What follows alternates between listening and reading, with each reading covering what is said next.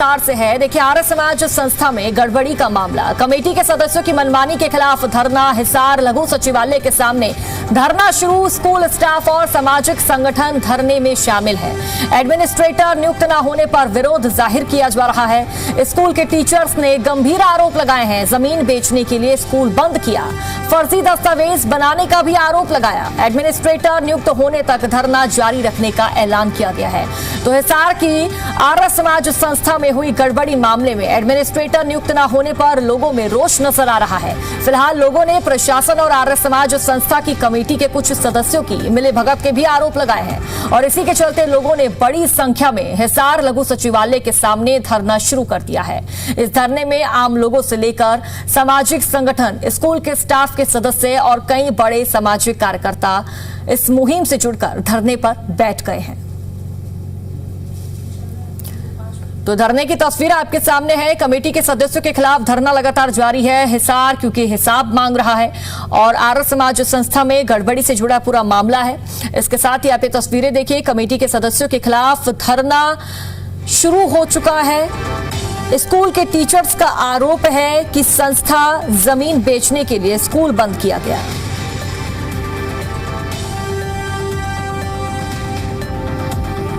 आर्य समाज संस्था नागौरी गेट में हुई गड़बड़ी को लेकर लगातार जिस तरह से शिकायत की गई और एसडीएम ने इस पूरे मामले की जांच कर रही हैं, तो वहीं प्रशासक नियुक्ति की मांग को लेकर लोगों में रोष नज़र आ रहा है। और ये रोष अब कहीं ना कहीं सीधे तौर पर कहा जाए कि धरने में भी तब्दील हो गया है, क्योंकि लोगों ने लगातार इस बात का विरोध किया था कि जिस तरह से गड़बड़ी हुई है उसके खिलाफ कार्रवाई होनी चाहिए। वहाँ जो तमाम प्रधान हैं, दूसरे सदस्य हैं, उन पर कार्रवाई होनी चाहिए। लेकिन अभी तक ना तो संस्था में कोई प्रशासक नियुक्त किया गया क्योंकि अल्टीमेटम दिया गया था, लेकिन अब लोगों का रोष कहीं ना कहीं सीधे तौर पर धरने के रूप में नज़र आ रहा है। इस वक्त मेरे साथ एडवोकेट सुरेश गोयल जी हैं।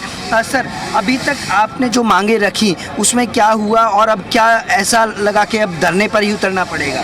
हमने प्रशासन को 8 महीने पहले कंप्लेंट दिया विद एविडेंसेस, सारे कागजात की आर्य समाज में अनियमितता है। डिस्ट्रिक्ट रजिस्ट्रार को भी दिया। डिस्ट्रिक्ट रजिस्ट्रार ने डीसी को पत्र लिखा और कहा कि आर्य समाज के अंदर अनियमितता है, इसकी जांच होनी चाहिए। 8 महीने से कोई जांच कुछ नहीं हुआ है। और कल की डेट थी, एसडीएम साहिबा आई थी आर्य समाज के अंदर, तब भी इन्होंने एडमिनिस्ट्रेटर अभी तक नियुक्त नहीं किया है। हम लोगों ने सारे एविडेंसेस दिए हैं और हम लोग बार बार कह रहे हैं कि इस पर एडमिनिस्ट्रेटर नियुक्त किया जाए और ताकि जाँच कराएं। हमारे पास जितने सारे सबूत थे हमने सब सबूत दिए हुए ऑलरेडी, हम दोबारा भी दे देंगे, बट अभी तक एडमिनिस्ट्रेटर नियुक्त नहीं किया है, ना ही किसी चीज़ की जांच हुई है ढंग से। ये श्री चंदूलाल तायल जी के ने दान दी हुई है। आप ये देखो कि कभी राजनीतिज्ञों को याद नहीं किया जाता, लेकिन देशभक्तों और जो दानवीर हैं वो हमेशा समय के साथ लोगों के दिलों में रहते हैं। उनका नामो निशान कभी भी नहीं मिटता।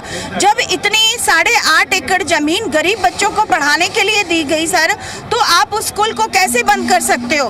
33 साल का पट्टा दिया हुआ है।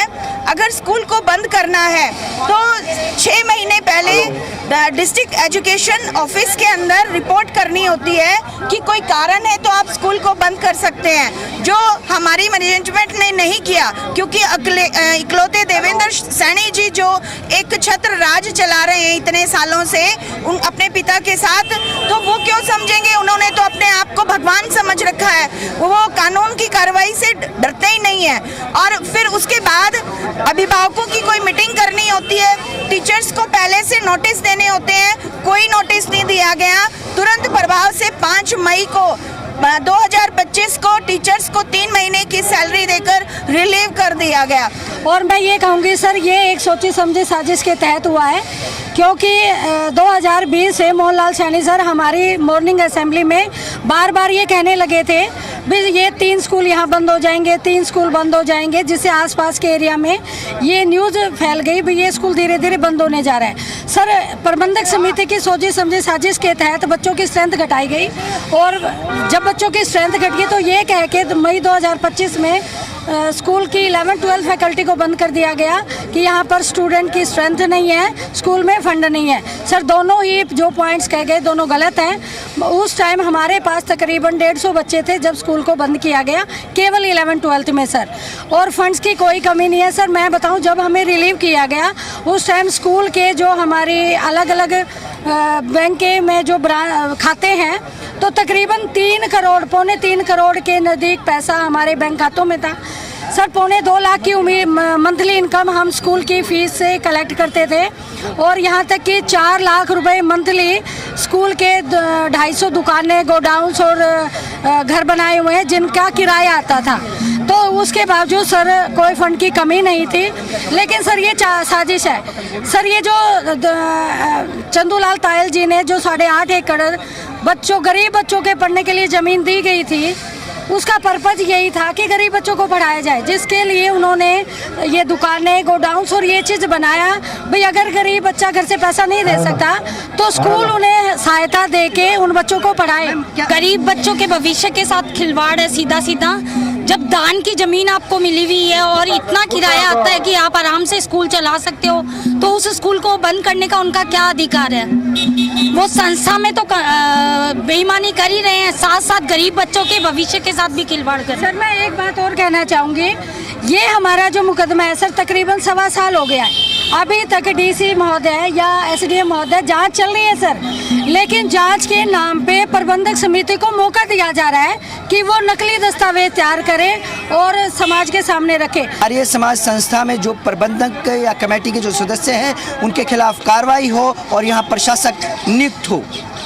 हिसार से कैमरामैन जयप्रकाश के साथ देवेंद्र भारद्वाज, जी मीडिया।